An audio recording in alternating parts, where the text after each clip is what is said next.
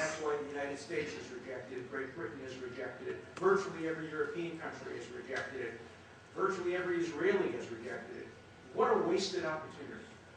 If he had written a report, a balanced report, criticizing Israel for what it deserves to be criticized for, too many civilians did die in Gaza, in my view. Too many buildings were destroyed.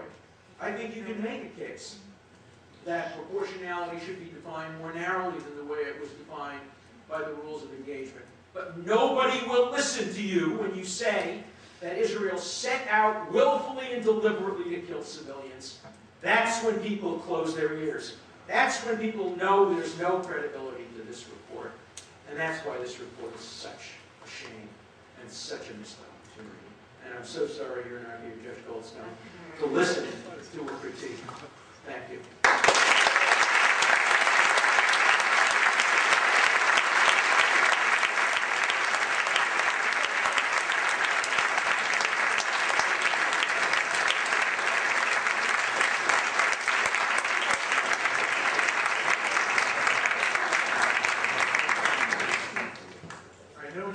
Again, a reminder to leave at the top of the room. Right now we have Samantha and Alma on the side. World. They're wrong to think that Israel doesn't have a right of self-defense. They're wrong to think that Israel is the only cause of the conflict in the Middle East. They're wrong to prioritize and to ignore Rwanda as they did, to ignore Tibet as they have done, to ignore Cambodia when all these human rights organizations were defending Pol Pot. Yes, they are wrong. I'm writing another book called The Second 6 Million, in which I prove that 6 million people have been subjected to genocide since the end of the Second World War because the world has insisted on focusing only on Israel. And while the UN debated whether Zionism was racism, 3 million Cambodians were subject to genocide, and the UN did nothing. While the UN was condemning for killing chickens, 100,000 people were killed in Africa, and the UN couldn't do anything about Rwanda, couldn't do anything about Darfur. When I march for Darfur, and you march for chickens, I really have to wonder about our program. I'm not denying that Israel has the right to defend itself, and Richard Goldstone in the Goldstone report doesn't deny Israel's Just right there's to no defend way of itself. doing it. They just deny it in every way. They just have to do it within the parameters of international law.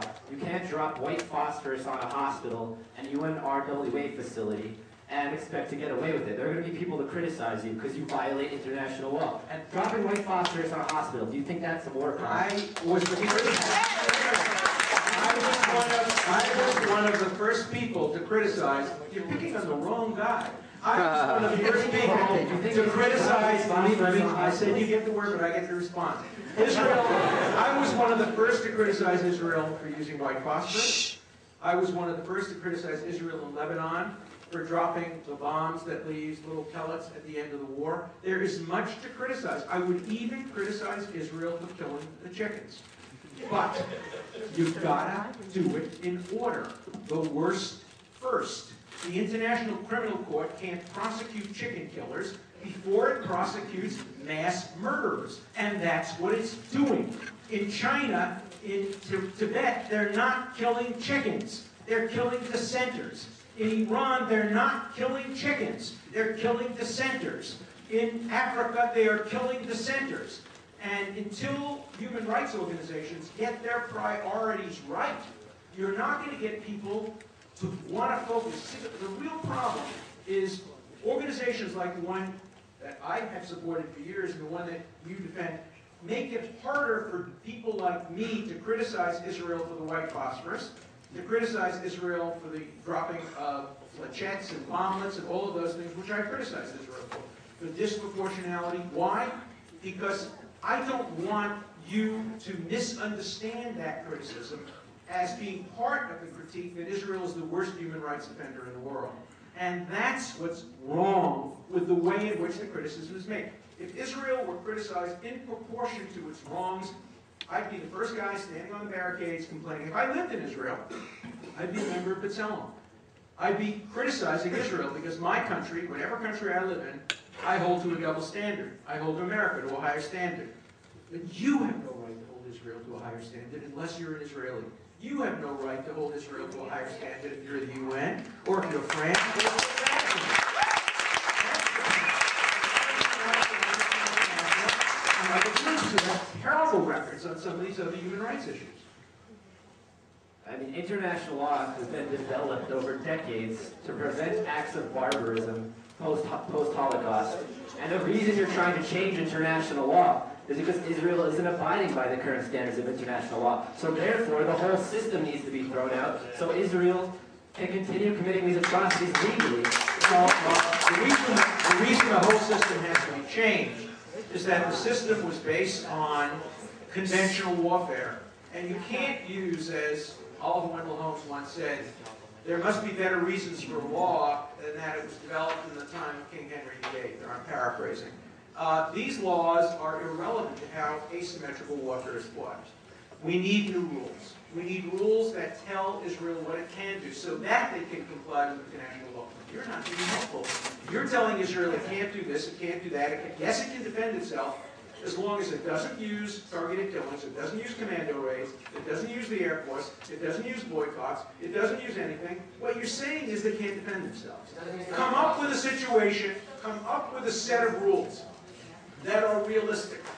Now, everything that Israel is accused of doing here, everything, the United States and Great Britain have done far more excessively in Afghanistan and Iraq. Now, of course it doesn't mean it's right. But it doesn't mean that Israel can be attacked without, or criticized, without criticizing the others. It can't be that you pick on the small guy and leave China and leave Russia and leave the Sudan alone because they're more powerful, they have access to the veto, they have access to the votes at the United Nations. That will destroy human rights. You are hurting your own cause, I believe. Anybody else from any of the organizations I'd like to get their opinion if they have an opportunity to respond? Sarah, the other side. Yeah, please. I'd like to make sure you have a chance to. Okay. I'm just going to read from chapter 24, and it says, as you probably know, Can you read a little one else? Sure. Palestinian armed groups have launched about 8,000 rockets and mortars into southern Israel since 2001. Between June 18, 2008 and January 18, 2009, rockets fired by Palestinian armed groups in Gaza have killed 3 civilians inside Israel and 2 civilians in Gaza when a rocket landed short of the border on December 26, 2008. Reportedly, over 1,000 civilians inside Israel were physically injured as a result of rocket and mortar attacks, 918 of whom were injured during the time of the Israeli military operations in Gaza. Right. Could you please explain why you strategically left that out of your presentation?